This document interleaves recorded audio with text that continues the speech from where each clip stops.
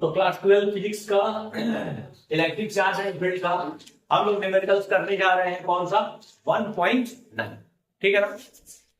1.9 numericals, जैसा कि हिंदी और इंग्लिश दोनों में लिखा हुआ है। ठीक है? अरे क्लियर है? देखो बोर्ड पे लिखा हुआ है भाई।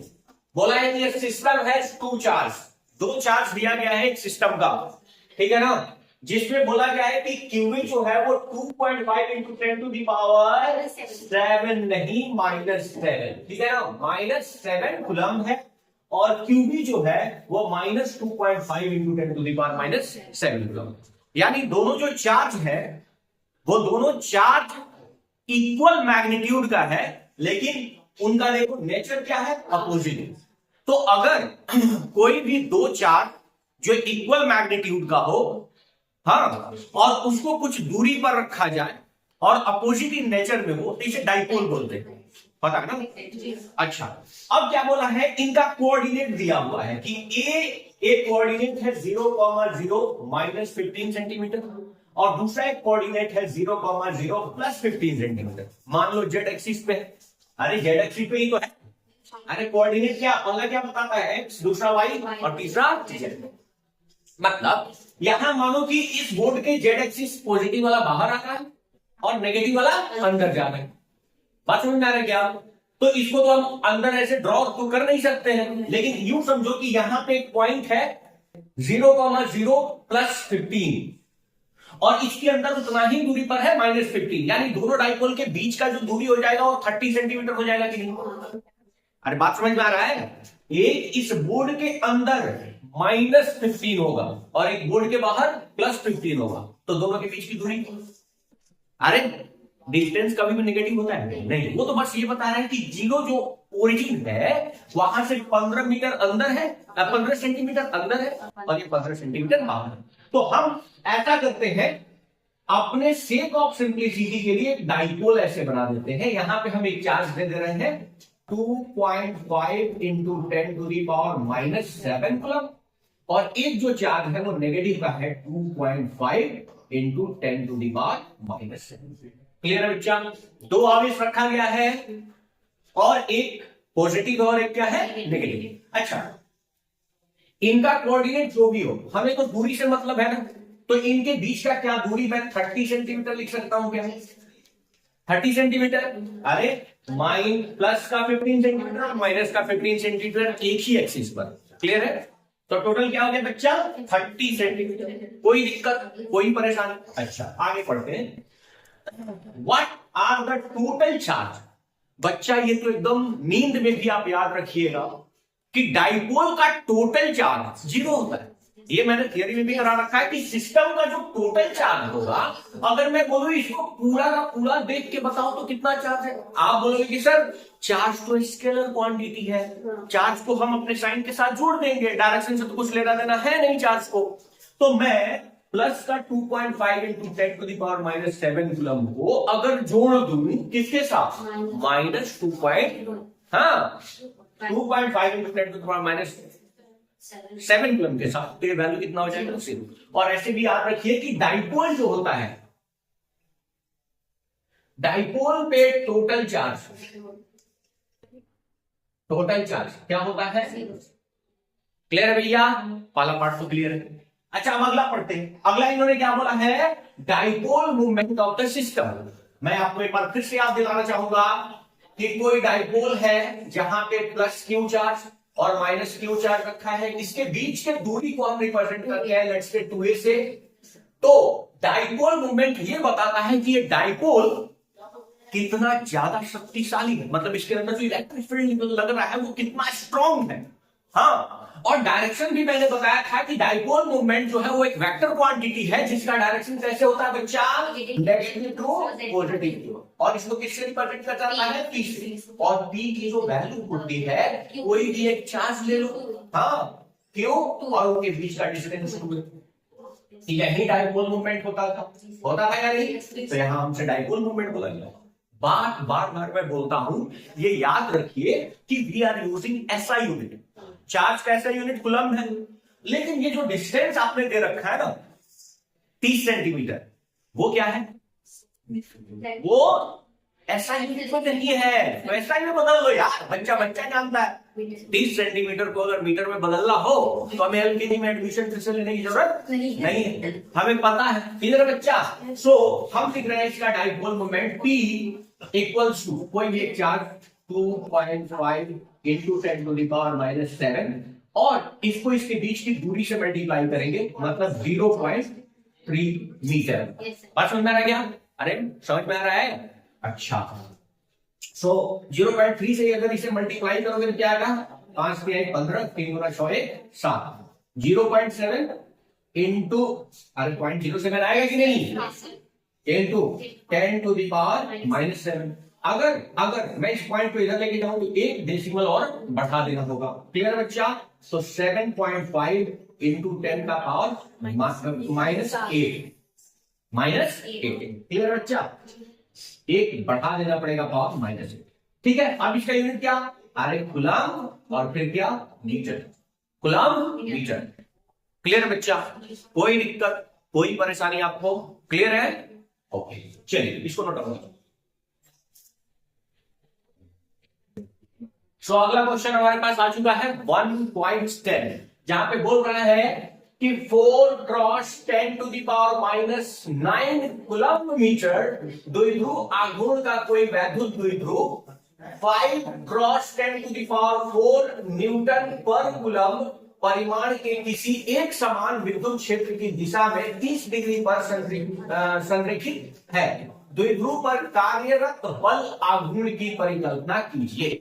बोल रहा है कि an electric dipole with dipole movement 4 cross 10 to the power -9 coulomb metre is aligned at 30 degree with the direction of a uniform electric field of magnitude 5 cross 10 to the power 4 newton पर coulomb. Calculate the magnitude of the torque acting on the dipole. मैं आपको बता चुका हूं बच्चा लोग, एक बार मैं फिर से याद दिला देता हूं कि जब हम विद्युत द्विध्रुव को यूनिफॉर्म इलेक्ट्रिक फील्ड में रखते हैं, यहां पे हमने कोई विद्युत द्विध्रुव रखा है, ये इसके साथ एंगल थीटा बनाता है। हाँ, इस पे नेट फोर्स कितना लगता है? 0। क्यों? क्योंकि अगर यहां पे पॉजिटिव क्यू रखा गया तो पॉजिटिव क्यू में इलेक्ट्रिक फील्ड के डायरेक्शन में फोर्स लगेगा है क्यू, और नेगेटिव क्यू जो रखा गया है उसमें इधर क्यू और फोर्स लगेगा, तो नेट फोर्स तो 0 होता है। लेकिन ये दोनों फोर्स लगने के कारण देखो, किसी चीज को ऐसे रख के और इधर और ऐसे खींचोगे तो ये लचना चालू कर देगा, मतलब इसमें टॉर्क लगेगा। जब भी किसी चीज का घूर्णन चालू होता है, वो अगर रोटेट करना स्टार्ट होता है, जैसे हैंडल हमारे कार का, ट्रक का, बस का कैसे होता है? गोला सा होता है, हम उस पर फोर्स ऐसे लगाते हैं कि नहीं? अरे ऐसे ही तो हैंडल घूमते हैं, इसको आगे इसको पीछे खींचते हैं, तो क्या करना है? टर्न करता है, इसको टर्न बोलते हैं। और हमने बोला था इलेक्ट्रिक डाइपोल मूवमेंट का डायरेक्शन, ठीक है ना, और जो टॉर्क इस पे एक्ट होता है, इस टॉर्क का वैल्यू, टॉर्क पॉजिटिव क्वांटिटी होता है, और मैंने बताया था इसका वैल्यू होता है P क्रॉस E। डिराइव किया था? अरे डिराइव किया था क्या? हाँ, देखो, नेगेटिव से पॉजिटिव की ओर इसका डायरेक्शन होता है डाइपोल मूवमेंट का P, और ये क्या है? Electric field. तो जिस इलेक्ट्रिक फील्ड में रखा जाएगा, उस इलेक्ट्रिक फील्ड के साथ डाइपोल मूवमेंट का क्रॉस प्रोडक्ट होता है, और क्रॉस जब भी हटेगा तो क्या आता है? Sine theta. सो इसका वैल्यू हो जाएगा P इंटू E। वेक्टर का साइन नहीं लगा रहा, मतलब केवल मैग्नीट्यूड की बात कर रहा है, और यहां पे साइन ऑफ 30। क्लियर है बच्चा? अब एक बात बताइए, इसने बोला है डाइपोल मूवमेंट मतलब P का वैल्यू क्या है? 4 cross 10 to the power -9 coulomb metre. अरे कूलम मीटर यूनिट से भी पता चल जा रहा है कि डाइपोल मूवमेंट है। अरे डाइपोल मूवमेंट क्या होता है? P इक्वल्स टू होता है Q into 2a। 2a is the distance between. हाँ, सो यहां पे बस वैल्यू कर दो, चिपका दो, और आपकी नजरें तो साफ ही रहे, वैल्यू खोज ही लेगा। हाँ, तो चलिए P का value 4 cross 10 to the power -9, और E का वैल्यू देखो, न्यूटन पर कूलम। इलेक्ट्रिक फील्ड क्या होता है? फोर्स पर यूनिट चार्ज, फोर्स का न्यूटन और चार्ज का कूलम। तो यहां पे इसने दिया क्या value? 5 cross 10 to the power 4, और साइन 30 डिग्री है। 30 डिग्री का बच्चा वैल्यू जानता है 1/2, जानते हैं नहीं? तो बस करो ना, 5 का क्या 20, पावर कितना हो गया 10 का पावर -5 और ये हो गया 1/2। अरे कोई दिक्कत? चलो 2 से इसको काट दो, क्या हो जाएगा 10 हो जाएगा क्या, इंटू 10 टू द पावर -5। एक माइनस पावर को और कम कर देगा और ये वैल्यू हो जाएगा 10 टू द पावर -4। हाँ यूनिट क्या होगा यूनिट क्या होगा, यूनिट क्या होगा, यूनिट क्या होगा? अहो भाग्य कि आप लोग अभी तक नहीं पता है इसका यूनिट क्या है, बताओ। डाइपोल मोमेंट का कूलम्ब मीटर और इलेक्ट्रिक फील्ड का न्यूटन पर कूलम्ब। तो कट गया तो न्यूटन मीटर डालो, क्या न्यूटन मीटर। क्लियर है बच्चा? अरे क्लियर है क्या? कोई दिक्कत कोई परेशानी? और परेशानी हो तो कमेंट करो। तो नेक्स्ट क्वेश्चन 11 नंबर क्वेश्चन है 1.11। यहां पे बोल रहा है कि ऊन से रगड़े जाने पर कोई पॉलिथीन का टुकड़ा 3 × 10 टू द पावर -7 कूलम्ब से ऋण आवेशित पाया गया। इससे रगड़े भाई, ऊन से रगड़े जाने पर कोई पॉलिथीन का टुकड़ा 3 × 10 टू द पावर -7 कूलम्ब ऋण आवेशित पाया गया। यानी पॉलिथीन क्या हो गया, नेगेटिवली चार्ज हो गया। इसका मतलब यह है कि ऊन से इलेक्ट्रॉन निकल के कहां आके बैठ गया, पॉलिथीन पे। ये तो क्लियर है। यहां पे बोला है कि फ्रॉम विच टू विच ना, कहां से कहां गया। तो ये तो क्लियर है कि ऊन से कहां पे चला गया है, कहां पे चला गया है, पॉलिथीन पे। कौन सा चला गया है, इलेक्ट्रॉन, क्योंकि पॉलिथीन कैसा हो गया है, ऋण आवेशित हो गया या नहीं। क्वांटाइजेशन ऑफ चार्ज क्या बोलता है कि जितने भी इलेक्ट्रॉन जाएंगे वो इंटीजर मल्टीपल में जाएंगे, पूर्ण संख्या के रूप में जाएंगे। और आपसे बोला है पहला वाला क्वेश्चन कि इलेक्ट्रॉन की संख्या परिकलित कीजिए, find the total number of electron जो ट्रांसफर हुआ है। ठीक, अच्छा तो ये है भैया हमारे पास पॉलिथीन, ठीक है। और इसमें जो चार्ज आया है वो नेगेटिव का आया है, -3 × 10 टू द पावर 7, माइनस का 7। क्लियर है क्या? अरे इतना ही आया क्या? अब क्वांटाइजेशन लॉ क्या बोलता है, क्यों बोलता है कि प्लस चार्ज होगा या माइनस चार्ज होगा वो H के बराबर होगा या नहीं। अच्छा सर टोटल चार्ज कितना आया है पॉलिथीन पे, तो -3 × 10 to the power -7 coulomb equals to n, और इसको डिवाइड कर देंगे इलेक्ट्रॉन के चार्ज। क्लियर है? क्योंकि n is the number of electron, n is the number of electron, और E क्या है, इलेक्ट्रॉन पे चार्ज। E क्या है, इलेक्ट्रॉन पे चार्ज। तो हमें यही n निकालना है कि आखिर n कितना होगा। हमने ये आपको पहले ही बता चुका है कि किसी भी ऑब्जेक्ट पे जितना भी चार्ज है उस चार्ज को आप इलेक्ट्रॉन के चार्ज से डिवाइड कर दो, आपको पता चल जाएगा कितने इलेक्ट्रॉन होंगे। और डिवीजन के बाद जो नंबर आना चाहिए वो डेसिमल में नहीं होना चाहिए। अगर डेसिमल में होगा तो ये पॉसिबल चार्ज हो ही नहीं सकता। क्लियर है क्या? अच्छा तो चलो भैया यहाँ पे n का वैल्यू कैलकुलेट करने के लिए -3 × 10 टू द पावर -7, नीचे हो गया -1.6 × 10 टू द पावर -9। कटअप बिक्री बचा दो, ठीक है। पावर देखो -19 आगे ऊपर अगर गया तो क्या हो जाएगा, अरे ये देखो 3/1.6 × 10 का पावर क्या लिख सकते हैं, 7 चला गया तो -12 नहीं +12। क्यों? क्योंकि ये नेगेटिव था, ऊपर गया तो क्या हो गया पॉजिटिव, तो ऊपर से 7 चला गया। क्लियर है? प्लस का 12, प्लस का। अच्छा ये पॉइंट यहां से उठ के यहां पे चला गया क्या, चलो काट लेते हैं। ये 8 हो जाएगा और ये क्या हो जाएगा 15 बटा 8 हो गया। डिवाइड करो 8 एकम क्या 8, और फिर कितना हो जाएगा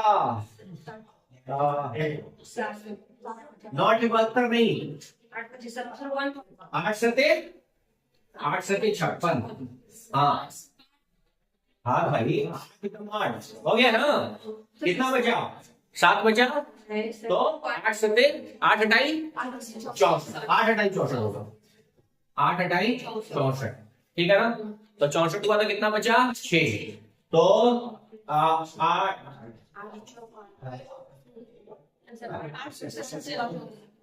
8 सत्ते 56, हाँ 8 सत्ते 56, फिर 7 बचेगा ना, 4 बचेगा, 8 बचे क्लियर है भैया।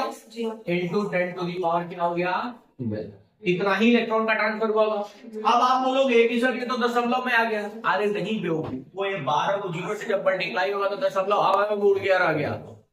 अरे बात समझ में आ रहा है? नहीं समझ में आ रहा है? ये डेसिमल में नहीं है, लेकिन इतने इलेक्ट्रॉन का क्या हुआ होगा, ट्रांसफर हुआ होगा। ये बात क्लियर हो गया?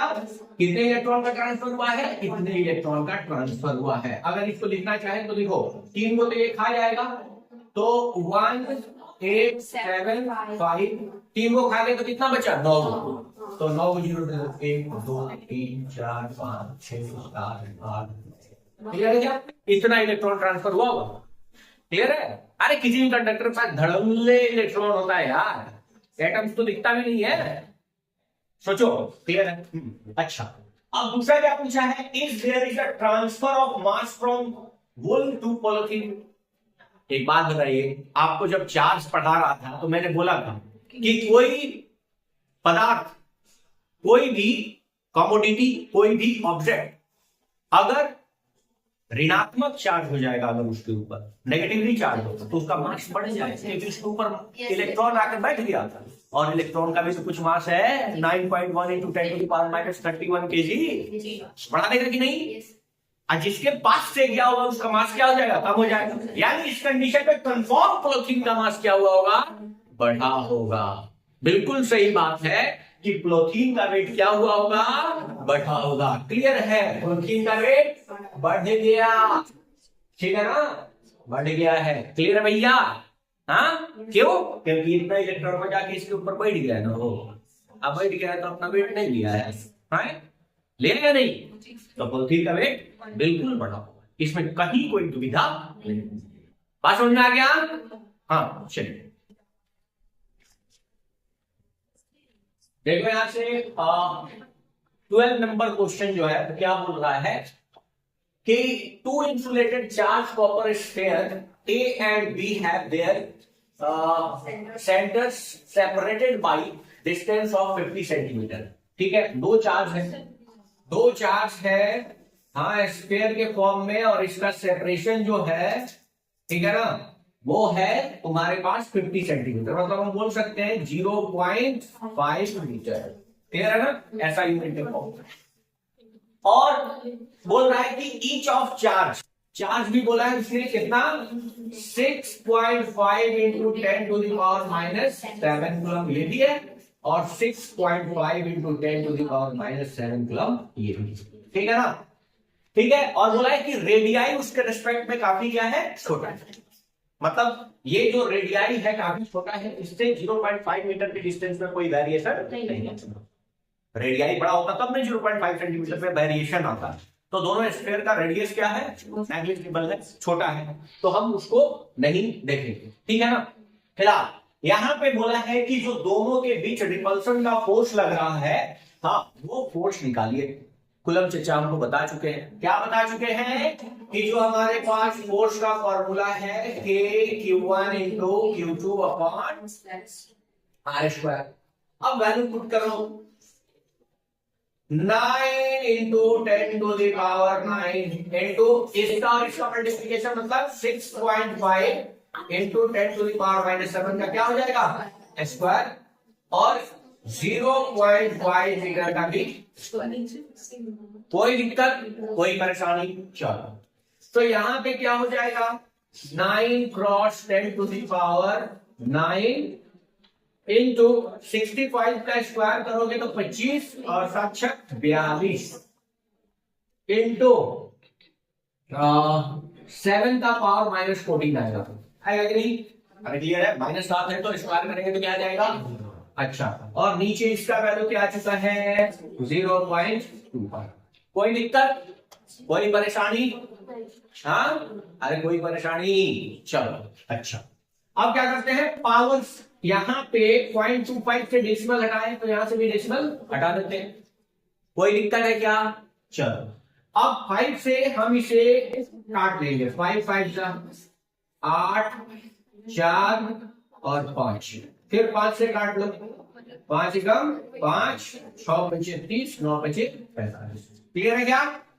तो ये वैल्यू अब कितना आ गया देखो, 9 क्रॉस 169 इंटू 10 का पावर, देखो 14 में से 9 चला जाएगा, कितना बचेगा, माइनस का 5 ना, और नीचे कुछ भी नहीं है। चलो इस दोनों को मल्टीप्लाई कर लो, इस दोनों को मल्टीप्लाई करोगे तो कितना आएगा बताओ, ये वैल्यू आ जाएगा तुम्हारे पास, बोलो कितना आएगा, इतना दर्द तो हम 15 इंटू 10 का पावर -5।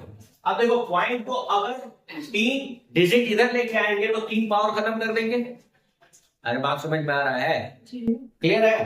तो इसका वैल्यू कितना हो जाएगा, 1.521 इंटू 10 का पावर -2, और ये 4 से तो पहले तो इतना बात होगी। अब आगे ये क्वेश्चन क्या बोलता है, इसका सेकंड पार्ट भी है। सेकंड पार्ट क्वेश्चन क्या बोलता है, 12 में बोलता क्या है कि यदि प्रत्येक गोले के आवेश की मात्रा को दोगुनी कर दी जाए, मतलब जो भी इस पे चार्ज है उन दोनों चार्ज को क्या कर दिया जाए, डबल। हाँ, और फिर क्या बोलता है, और दूरी आधी कर दी जाए, तब फोर्स कितना होगा। ठीक है, अब एक बात समझो, हमारे पास फिलहाल यहां पे ये बात समझ जाओ कि हमारे पास यहाँ पे Q1 है और यहाँ पे क्या है, Q2 है, इसके बीच का डिस्टेंस R है, तो कूलम ने बताया कि K Q1 into Q2 upon क्या होगा, R स्क्वायर होगा। अच्छा, ये जो हमने कैलकुलेट कर लिया, इसका वैल्यू इतना आया या नहीं? अच्छा, अब हम क्या कर रहे हैं, ध्यान से सुनिएगा, F डैश बोल रहे हैं हम, क्या बोल रहे हैं, F डैश। अब नया फोर्स, अब क्या होगा, K ये भी चार्ज डबल हो गया है, इनटू ये भी चार्ज क्या हो गया है, डबल, और डिस्टेंस क्या हो गया है, R/2 का स्क्वायर हुआ या नहीं? अब 2 दूना 4 और नीचे 2 का स्क्वायर 4, तो 4 दूना क्या हो जाएगा, 8, नहीं 4 दूना क्या हो जाएगा, 16। ध्यान से सुनो, 2 इंटू 2 4 और 2 का स्क्वायर 4, तो 4 भी तो ऊपर जाएगा। तो यहां पे हम क्या रख सकते हैं, 16 into K Q1 Q2 upon R square, और यही फोर्स क्या है, ये वैल्यू है। यानी इस फोर्स का कितना गुना हो जाएगा, 16। मतलब इस फोर्स को कितना से गुना कर देंगे, 16 से, तो नया फोर्स आ जाएगा। आप यूं समझो कि भाई चार्ज डबल हो गया तो 4 हो गया, दूरी आधा हुआ तो फोर्स और बढ़ेगा ना, तो 4 गुना ये 4 ऊपर जाके कितना हो गया, 16। तो इस फोर्स का कितना गुना हो जाएगा, 16 से मल्टीप्लाई कर लीजिए, आंसर आ जाएगा। क्लियर है बच्चा, कोई दिक्कत?